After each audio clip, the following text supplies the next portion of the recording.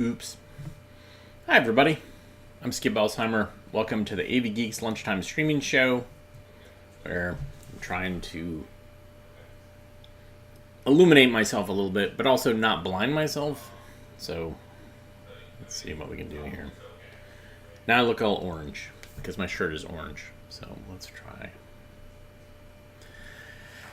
Yeah, this is where you join me and you watch me trying to adjust the color temperature on my little fill light. No, we watch old 16mm films, and we just saw a short film called Drag Racing, which was basically some raw footage that was shot of drag racing. I don't know a whole lot about where it was shot and what it was used for, but yeah, that's one of the great things about having 16mm films is it's somebody at some point decided to record it and thought recording it to 16mm was useful. But sometimes they don't write on the can so you know why. But this next film I do know about. This is a promotional film for a series of films that I believe this is the National Institute of Health, Mental Health, did. I could be wrong about that, but it was a government agency. And it's a promotion for the series called Social Seminar, which were a series of films that were little mini documentaries that looked at people, particularly young adults, who were coping with drug issues circa late 60s, early 70s. And so this is a promotional film, a short film that kind of talks about what the series is and why you should show it. Excuse me. Enjoy. The National Institute of Mental Health, in cooperation with the U.S. Office of Education, announces an important new resource for drug abuse education.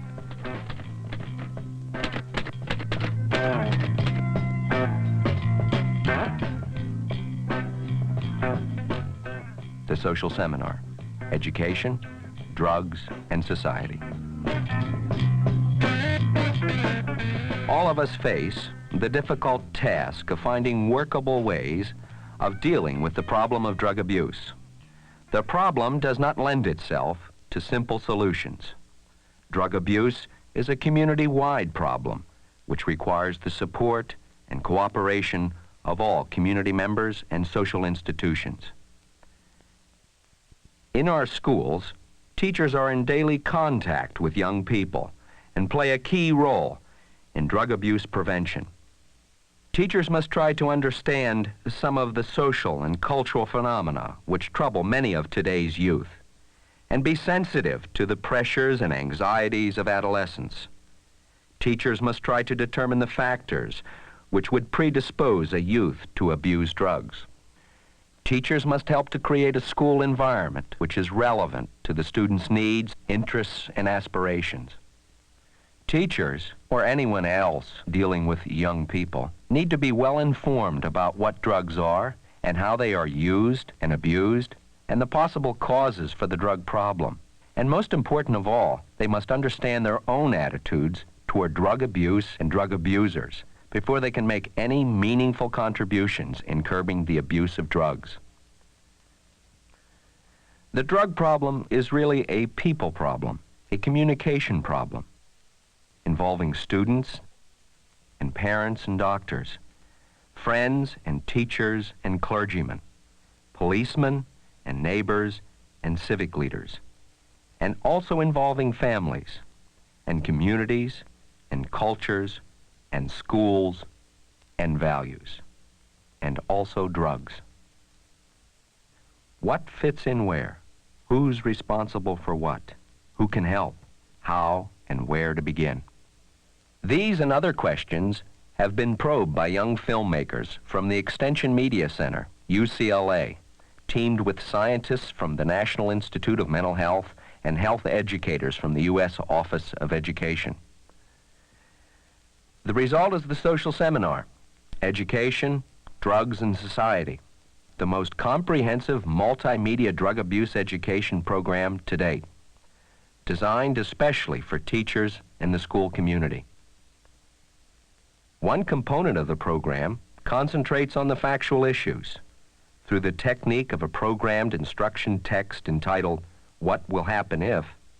The teacher will learn about the various kinds of drugs, their derivations, their effects on the body and the central nervous system, and other information about how drugs are used and abused. The core of the social seminar is an 18-part film print series for teachers and other school personnel. The films were made by a group of young, inventive filmmakers at the Extension Media Center, UCLA. They bring to the films creative vitality, commitment, special insights, realism, and a sense of social urgency. As a unit, the 18-part series provides a thorough background for the teacher who faces drug abuse education in the school. Individually, some of the films are important for parents, community leaders, and anyone else who deals with young people. So we felt one priority should be a drug abuse class for teachers and for community people, teachers in particular, so they could kind of seed the area with programs. The films investigate the motivational aspects of drug use and the legal and treatment issues as well. The films are good discussion starters.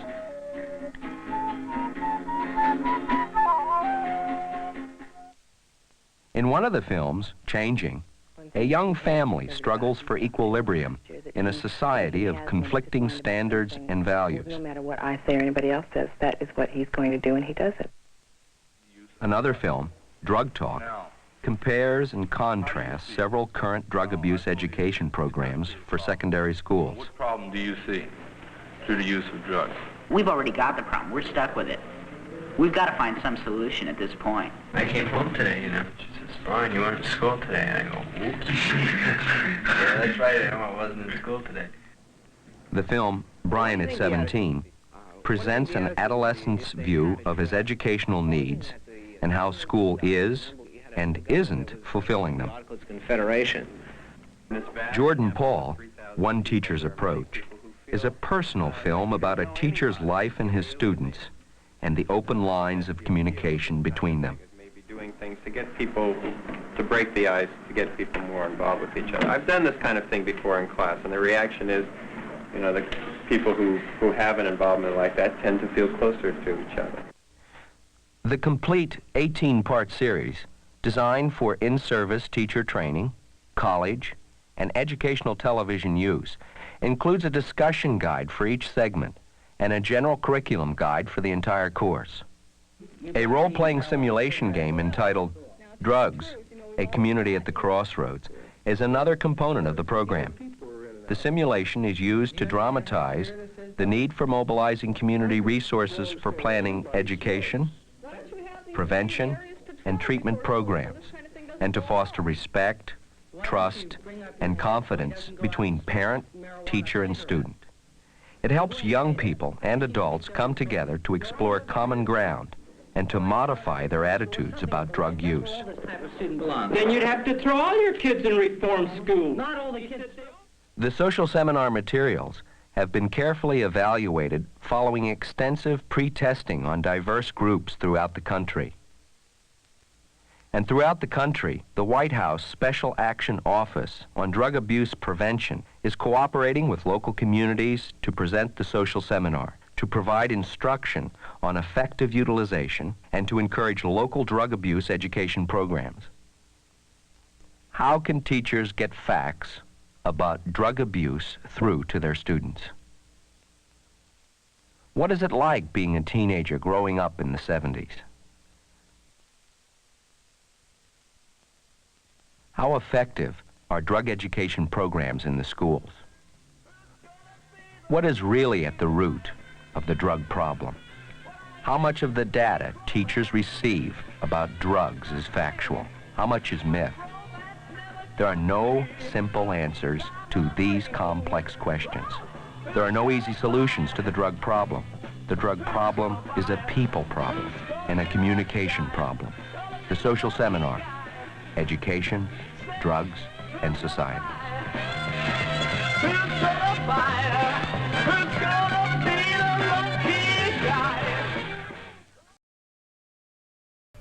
Can you dig it? So someone thought that the film was around 1972 because that is like the golden age of educational films we have found. But they were close. It was a lot of the social seminar films were made in 71. This promo was supposedly made in 72. So I have a bunch of these. Like how many? Let's see. 1, 2, 3, 4, 5, 6, 7, 8, 9. I have 9 of them. And I don't know if I've shown them. They're kind of a downer. They're not really. Some of them are not great. But it's interesting. It's a look into, kind of even-handed look at the issues that young adults faced with drugs. Here's something that's a little bit more upbeat, although the music is not as nearly as good as what we just heard. So there's Carnival. Enjoy.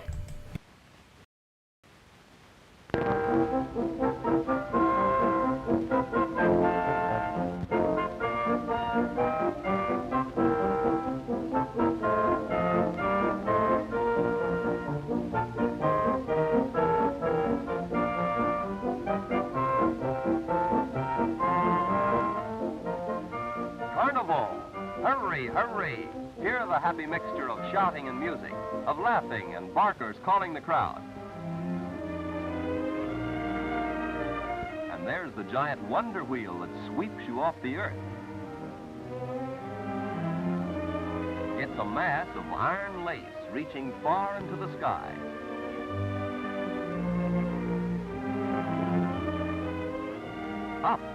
Up you go. Up into the clouds for a bird's eye view of this noisy, carefree island of helter-skelter joy.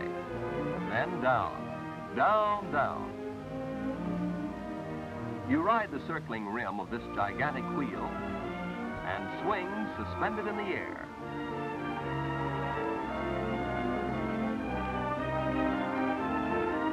Up again, up, up, higher, higher, until the people below shrink to toy size.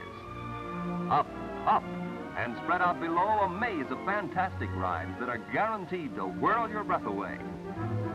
Here are bombers whizzing round, and rides enough to get you dizzy in a dozen different ways.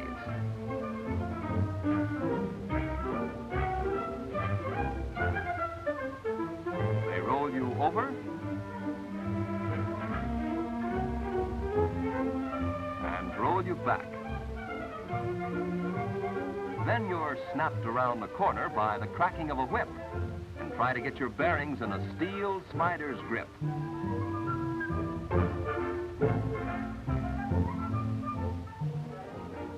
You feel a little shaken from all those crack-brained rides, but that girl really shakes. It seems that it's contagious, too. Look, they've caught it way off near the water.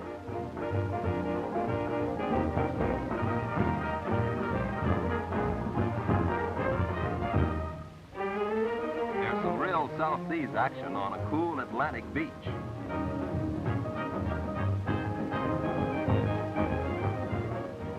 Now for a stroll down the boardwalk. Kids and ice cream cones are part of any scene. Make it double vanilla. This tiny train takes youngsters to Kittyland.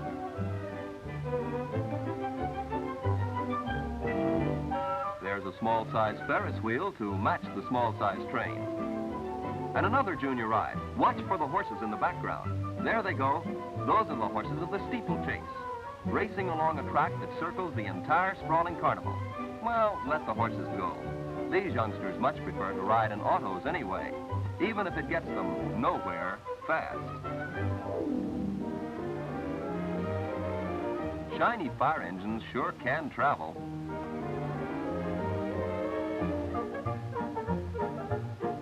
Speed is a modern invention, but art is old as man himself. Even children are critics. At carnivals, however, they're easily distracted. Oh, movies. Hey, look. 1, 2, 3, 4. Watch the birdie. Here is one that can tell your fortune. Want to know what the future holds in store for you? This smart bird will climb a ladder into an oriental temple and let you know. The future for every one of us is sure to hold some rocket ships that zip off into space. These silver rockets, though, we see here, are still anchored to the Earth.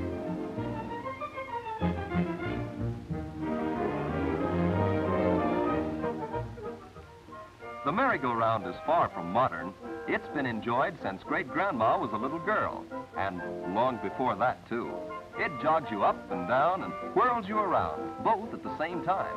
And maybe it's the music that makes the old ride a favorite. That's right, young lady, get your hair out of your eyes. A jockey has to see to keep his horse in the running.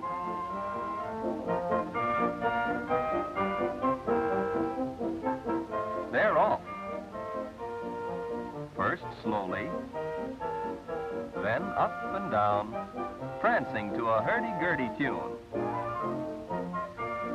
Grab a ring, quick. They're all alike, excepting one. Catch that yellow one that's made of brass, and you'll ride again for free.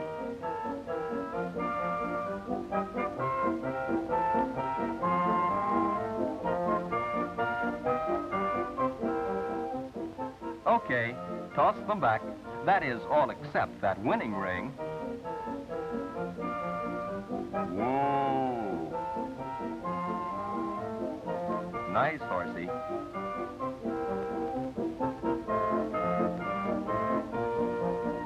These dads are proud of their young cowboys.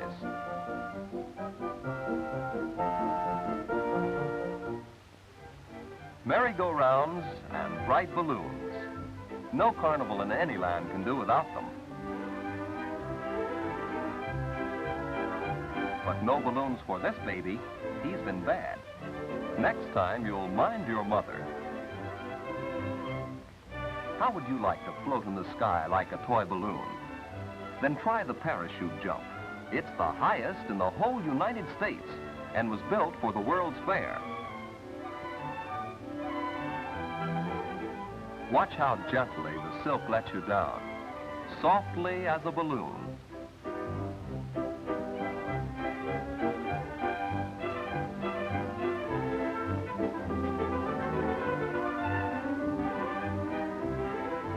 They're beautiful to look at, too, framed against the sky. Almost dreamlike. Say, you landed like a ton of bricks. Guess your weight, young lady? Watch him size her up. He's pretty clever at it. It isn't often that he misses. If he does, you get a prize. It may look gaudy later, but right now it looks wonderful. Wrong? Pick your prize.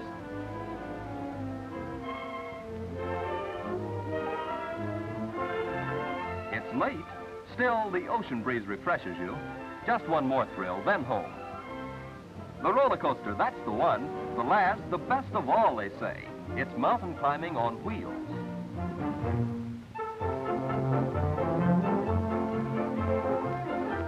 It starts off easy. Up you go, slowly, nothing to worry about. Then, down, whee, and around. Gee, another dip. Your heart's right up against your teeth. Wow, hold on tight, here we go again. Now back to Earth. And goodbye, Carnival.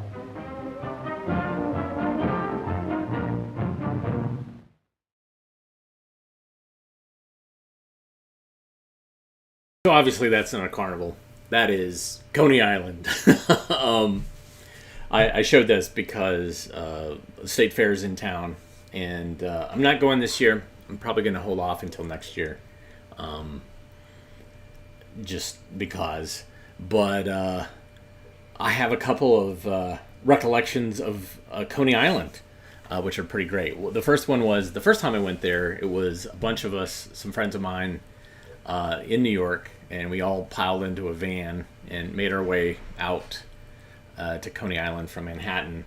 and just walked around. And Coney Island's very much a shadow of its former self, and even it gets to be even more so every year as real estate developers kind of tear down stuff and build big things, just like in your city or town. But we did do two things that first time. The first thing we did was we rode the merry-go-round, and I was very excited because there was the little brass ring thing, and so I'd reach up and grab it. I was like, "Oh, this is so great! I got a brass ring." Then I kind of realized like everybody was getting a brass ring, so it wasn't that special, but it was still great to kind of have that extra experience. Something that I had heard about or had seen about the brass ring. And here it is. It was actually implemented. The other thing is, the big thing was disco bumper cars, where they would play disco music, and they had like a mirrored ball, and they had like lasers and all that stuff. And then you were doing bumper cars. And I figured out a way that if I hit a certain part of the boundary, which is right where the CD player was, it'd make the CD skip. So I would like go bam, bam. Eventually, the guy running it was kind of mad and told me not to do that anymore. But the second time I went is I took my nephew Nate, who has been on this show. We took him to New York for the first time, and I think he was like 14. So it kind of blew his mind.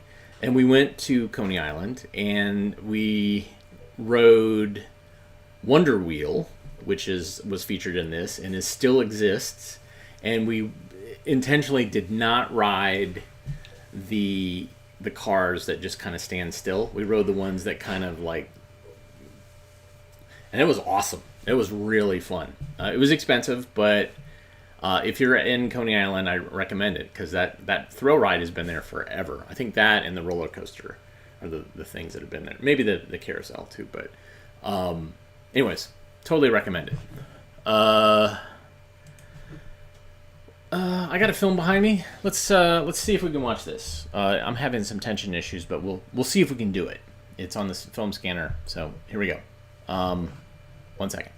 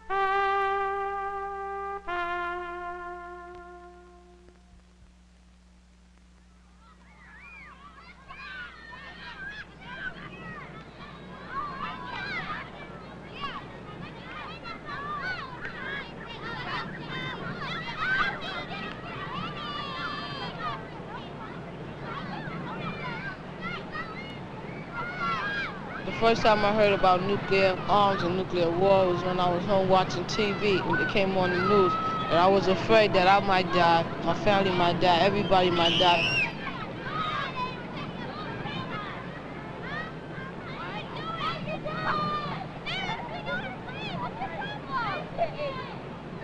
First time I heard about the nuclear war was in school. It was 10:30 and I was in English, and a lot of other children was very nervous, and like me, I'm nervous.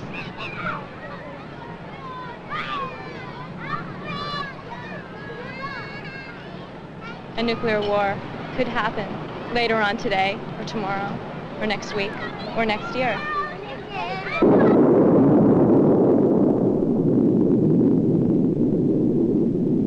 I just dreamt that there was going to be a nuclear war and we had to hide somehow from it.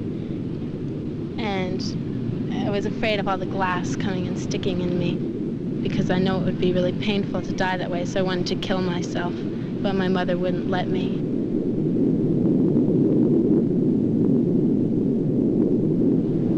Well, there was this dream I had. It was this big mushroom explosion, and I was looking around like outside, and it was like all my relatives and other people I knew just like dropping down one by one, and then like parts of my own body started falling off, and then I was all alone. There's no one else around or anything.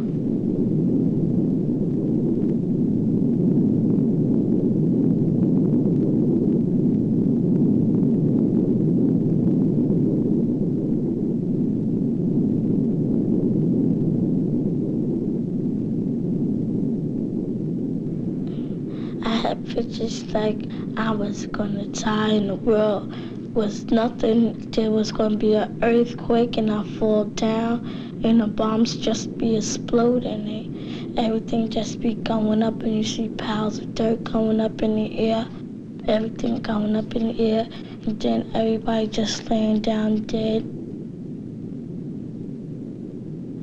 And when I be walking through the house, I be thinking about it. And tears wanted to rush down my eyes, but I try and hold it in so my mother don't know nothing's wrong. I think about it every day, and I tried to get it out my head just to think of something else, but it just couldn't go away. So I said, I'm trying to get it out of my mind. And I said, well, I'll just have to dream about it and see what I could try and do about it.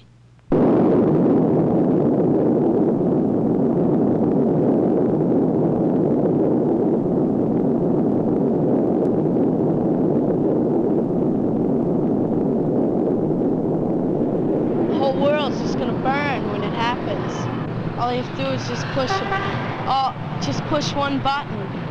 We're all, just disintegrated. If a bomb go off, it gonna be like, we're gonna look like mud. It's gonna be, we're gonna be look melted. Like, like our face gonna look like chocolate, It's gonna look melted. Like mud is on us, on our body. It's gonna be like, our body gonna be like, our face gonna be burnt. It's gonna be from the heat.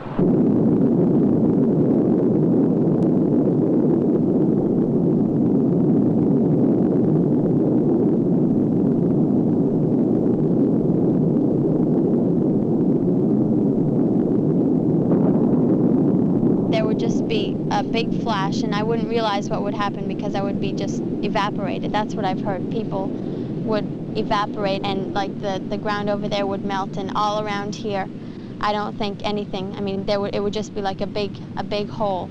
If someone would, for some reason, survive, they would like be all burnt and their eyeballs would be out and they would just die very shortly.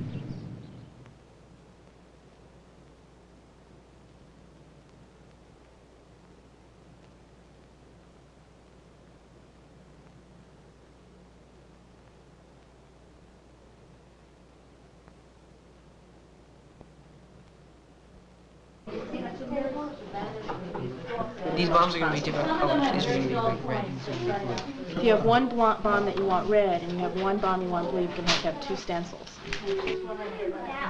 And then the other one's just going to say peace in the world. And it's going to have a lot of like flowers. I see, and the things flowers and the Yeah. Okay. And are you going to put the letters on them? USSA and USSR? No, I think we're just... Okay, yeah, just too complicated. Yeah, it's going to get If you wanted a yellow bomb, for an example, and an orange bomb, then you can keep the same stencil on. Okay. Pussycat. Nuclear bombs. Why did they make nuclear bombs anyway? Another thing? In order to end World War II, they dropped an atomic bomb on a city in Japan called Hiroshima. And those were small bombs compared to what we have today. And that bomb totally destroyed the entire city and killed practically everyone within its radius. The way they killed everyone was just intense heat. It just burns everything. It's like a match. It's like a giant flame, you know? And that's what a bomb is. That's an atomic bomb. It was so hot that it would burn you. It would melt concrete. Would it burn metal? It would see this metal pipe. It would turn it to liquid. That's how hot it is. It's hotter than the sun.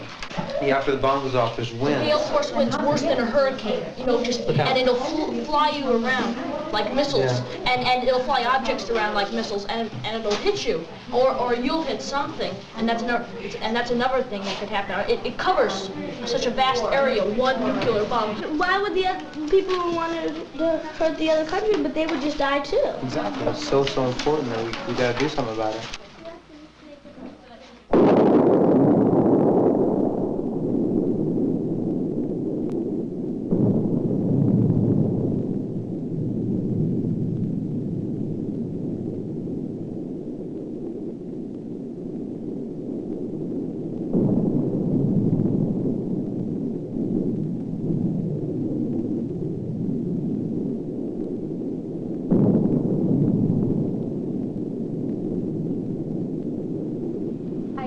That I'm with my friends and everything, and then we hear that a nuclear bomb is dropped, and then I wake up and no one's around there, and no one's there, and then you'd be so scared, and you're like, if you're scared in your subconscious, then there's something that has to be going on in your conscious, and something has to be going on in reality, and there is, and we've got to stop it. I mean, if there was an atomic war, a nuclear war, I would like to die, because I don't think I would like to stay around afterwards. If you die all of a sudden, then it's not as bad as dying 10 years later, inch by inch, suffering. I also think that when I think about, being alive with other, like my father or my mother dying, that's what I really think about. I think of a bomb falling and my parents dying and me feeling the real pain. I'm more scared of being alone forever. Every single kid in the world, once they hear about it with a little bit of education, you're very scared. And if every single one of those kids, of those millions of scared kids, not only are scared, but speak out against it, you can have something very big and very hard to ignore. They don't care about our opinions, they just want to get money and get rich. But what's going to happen to us? And then they're always encouraging kids not to have violence, not to fight. Well, this is encouraging us more. They're the ones who are about to fight. They're saying, don't fight this, talk it out. Well, look at them. What kind of an influence is that on kids? The U.S. thinks that we're going to scare off the Soviets, but then the Soviets are going to think, well, they think they're going to scare us, but we're going to scare them more, and then we're going to keep on making bombs and bombs, and then finally it's going to trigger it, and then we're going to just start a war.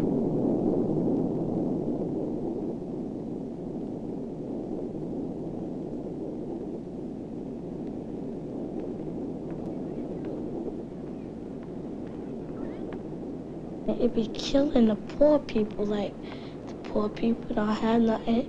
And wow, like we was talking like just building bombs just to show how powerful you are, or if you can kill more people than you have more power and more money than anybody else, just trying to show everything off that you have. And wow, I could do it, not y'all.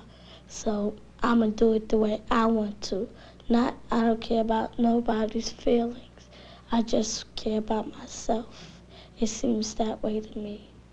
The adults who aren't taking the responsibility are threatening our lives, and they are not protecting us.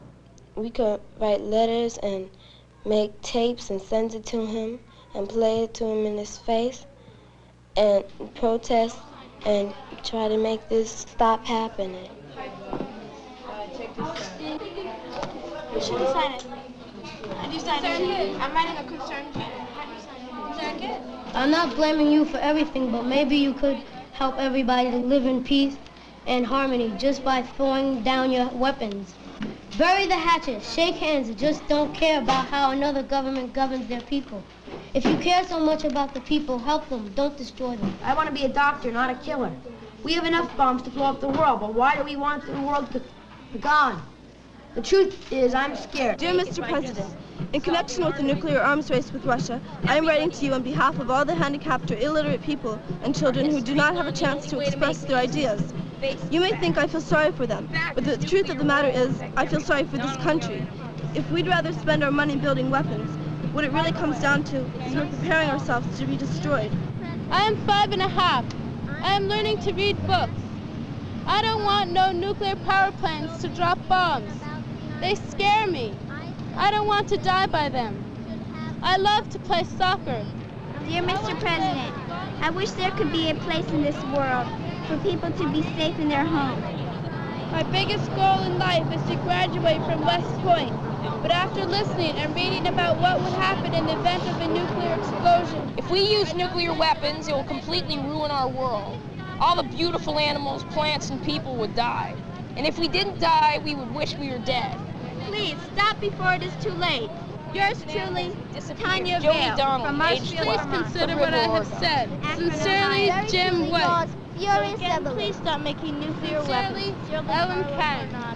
Mila Benacaro, age 11. Ukiah, California. Age 13, Donaldsville, Louisiana. Mr. President, I'm scared.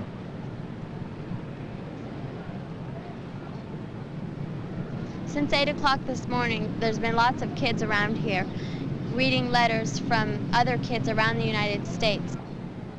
There weren't even any faces at the windows, and there are no less bombs after standing out here all day. We knew that there wouldn't be, but it's still a shock.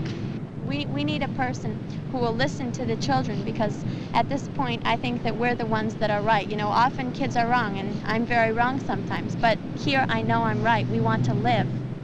Like, wow, what will the world be like if it just be peace? No war, no fighting, just plain peace. Everybody will not be selfish or nothing, just everybody be peaceful. Like, and every day you wake up saying, oh, hi, how you doing?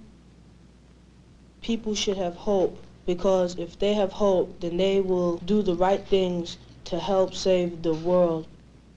The hope lies within people, and that if they make a stand, that it'll count. You have to try and get it across to them that there's not just you rich people, there's a lot of people that you have to care about. If you're gonna run a nation, run it right.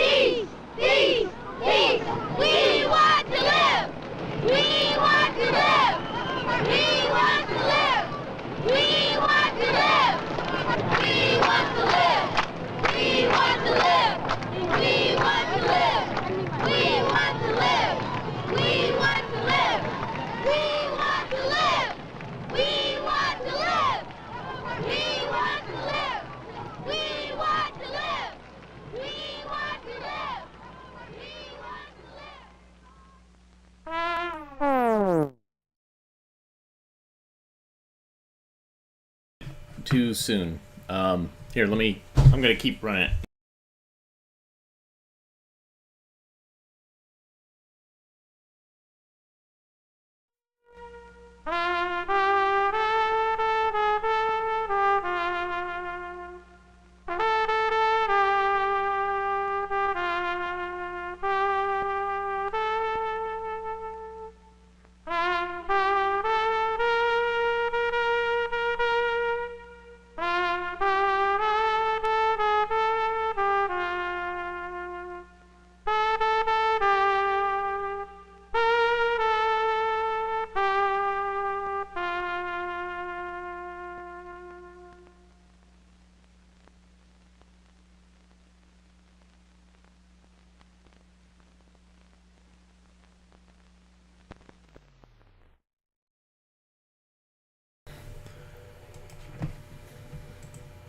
So that was kind of a downer, but the comments, man, yeah, all of us dealing with the anxiety in the I consider psychic damage of global nuclear war.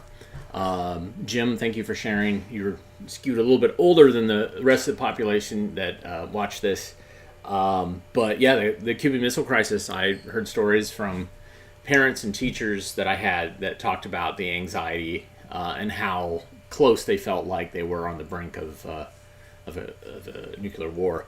And certainly the duck and cover generation had to deal with that, with the concept that basically, at any minute there could be bombs dropping, and are you ready? And so this film is definitely an interesting answer to that. So, yeah, all right. So let me lighten it up a bit with House of Accidents. This is a Centron film that I just discovered, and I'm very excited about. Enjoy.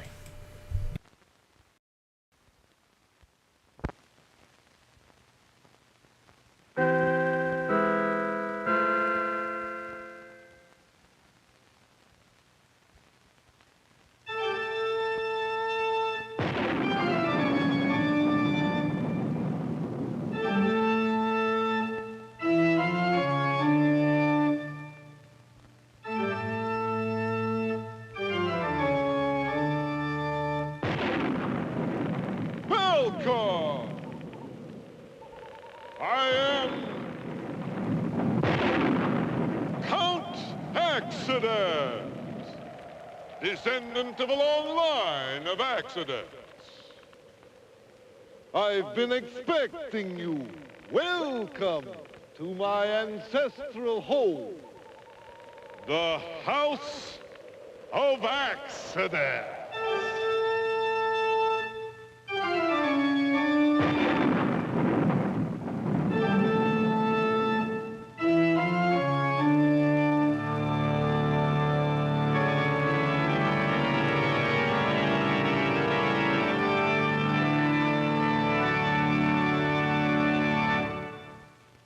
You are the first humans to be admitted to my museum of mishaps.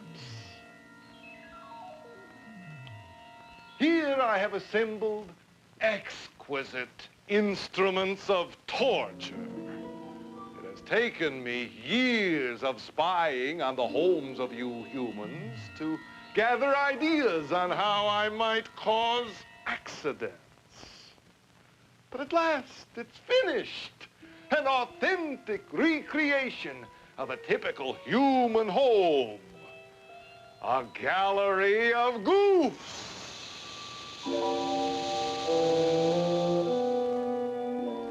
Here, a dungeon of danger. Possibilities for accidents everywhere. Razor-sharp blades. Some meddling fool invented a rack to keep the blades covered. But many of you humans still leave the sharp cutting edges exposed. See how no detail is too small to escape my notice? These knives might be reversed so that their handles would be up. But observe how carefully I have arranged them so that their deliciously vicious points are thrusting upwards, ready to stab at any unwary arms or hands that pass too closely. My wife has also picked up some elegant touches from you clever people that add to the hazards of this room. For you humans, this is one of the most useful appliances in the whole house for causing accidents. I've seen people prepare all kinds of exotic fires and burns with very little practice. One of the specialties of some humans is flaming cook.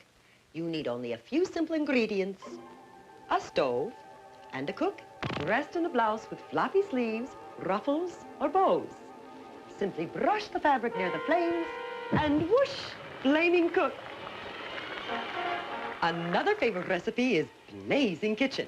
You can prepare this popular disaster in several ways. Simply place paper towels, newspapers, or other combustibles near a lighted burner and leave the room for a few minutes. A more dramatic variation of the same recipe is prepared by simply overheating grease, fat, or oil in a skillet while you leave the room. The very fastest way to spread the flames is to throw water on them. Water splatters the burning grease, so your cabinets and curtains will catch on fire too. But remember, if you want to create a truly memorable kitchen fire, you must avoid some safe practices. For example, a good way to safely put out a grease fire is to cover it with a lid to smother the flames and move this hot skillet to a cool burner. Now here's another simple no-fail recipe for disaster.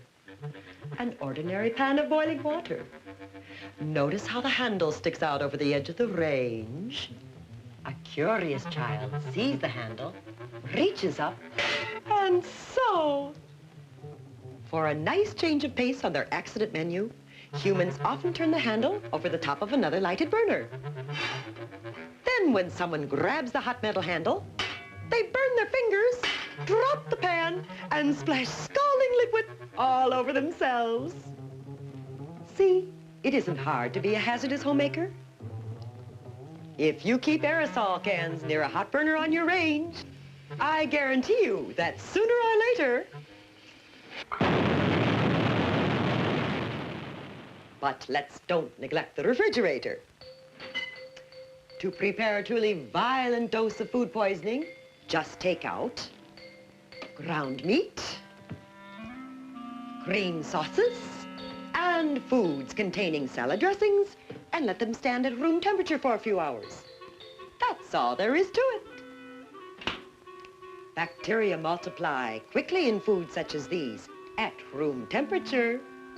Excuse me, my dear, but speaking of poison, I have something very special to show our friends. An arsenal of anguish. A sinister smorgasbord.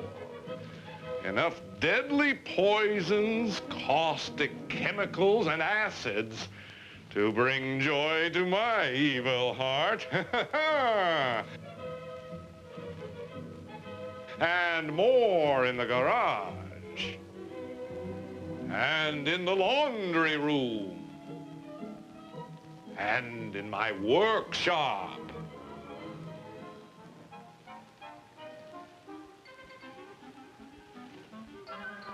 Notice how accessible these little killers are? In a safe home, they'd be hidden high up on shelves, out of the reach of children, or locked away safely in cabinets. But this is the house of accidents, a museum of mayhem. And I keep them out in the open where anybody can get at them easily. Even worse, think what horrors are perpetrated by people who store leftover laundry bleach in a cider jug. or who pour that little dab of unused weed killer into a soft drink bottle, or keep their unused rat poison in a cookie box. A truly fiendish idea. But perhaps it is one that you are already familiar with. Ah, my pride and joy. I do some of my very finest work in here. Extraordinary devices for causing accidents. If they are left unlocked and plugged in, anyone can accidentally turn them on.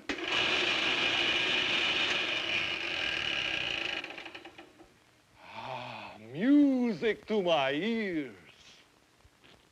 A handy way to trim your fingernails all the way up to the wrist is to operate power tools without the safety shields and blade guards in place. Now, let's move along quickly. I want you to see my bathroom. Ah, yes. The possibilities here are endless. This,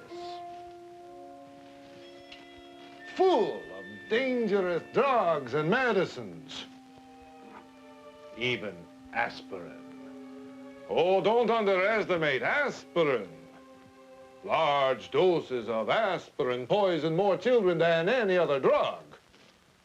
Most people think that child-proof caps on medicine bottles are enough of a precaution to protect children.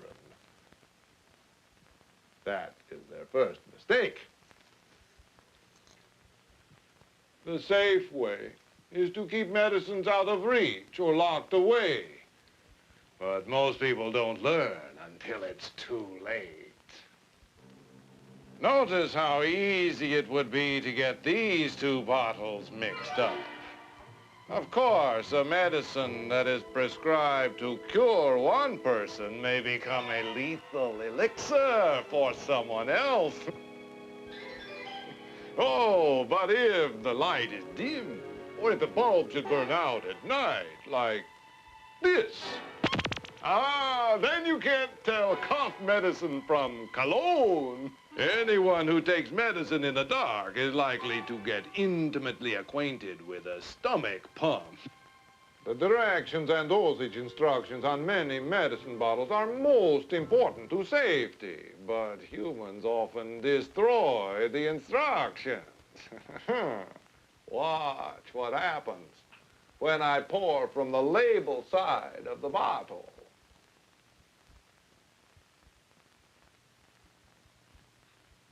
Now it is impossible to read the directions. Diabolical, if I do say so myself. Another sentimental favorite, used razor blades. Imagine how much pain can be caused by just dropping razor blades unwrapped into the wastebasket instead of disposing of them safely. And just as much damage can be done by broken glass or jagged tin can lids. Here is such a common hazard, I almost hesitate to mention it. Start with a frayed or split appliance cord. Really excellent for causing fires or giving shocks. But when humans plug such an appliance into a bathroom, almost anywhere in the bathroom, they have an all-time, all-pro safety hazard.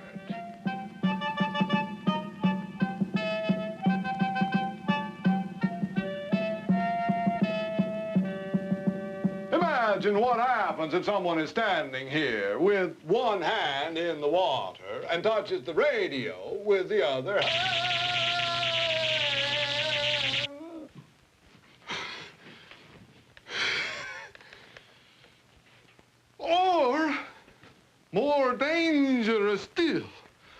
What if they perch the radio on the edge of the tub like this while they are in the bath, and it falls into the tub with them? Oh, you are shocked? What's this? Oh, Junior, get in here right now. Did you put this rubber safety mat in the bathtub? Well, Papa. Don't you know that rubber safety mats are supposed to prevent falls in the bathtub? Yes, Have you forgotten already that falls are the #1 killer in American homes? I know, Papa. I don't ever want to see another one of these in this house again. I'm going to get rid of this disgusting thing right now. Okay, Papa.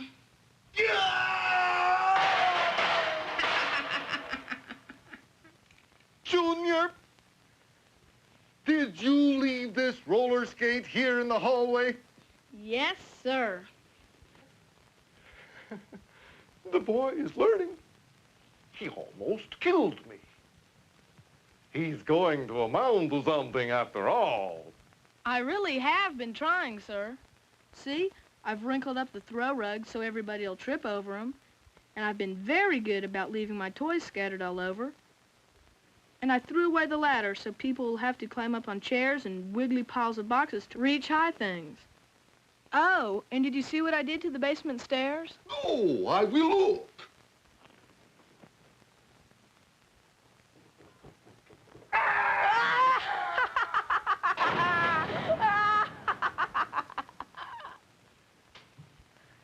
I took out the handrail, I loosened one of the steps, and I put out the light bulb so it'd be dark on the stairs.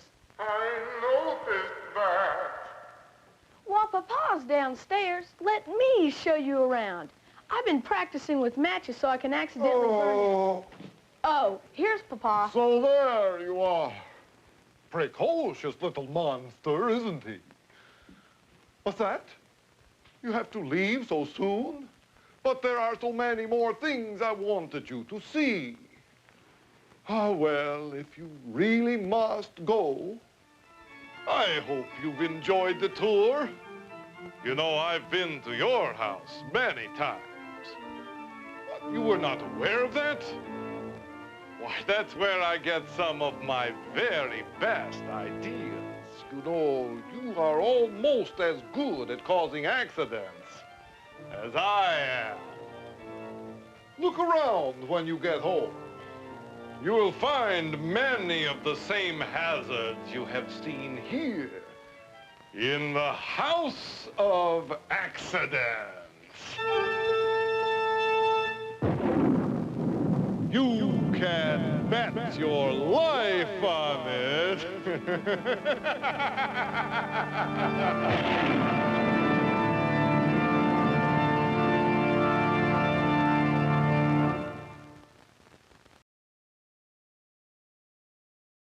Vampires? I don't know. I mean, they certainly have the trappings of vampires, the pale skin and the Eastern European accent, and the fangs. But did they say that they're vampires? I don't know if they do. Like, in that kid with the beard, that was great.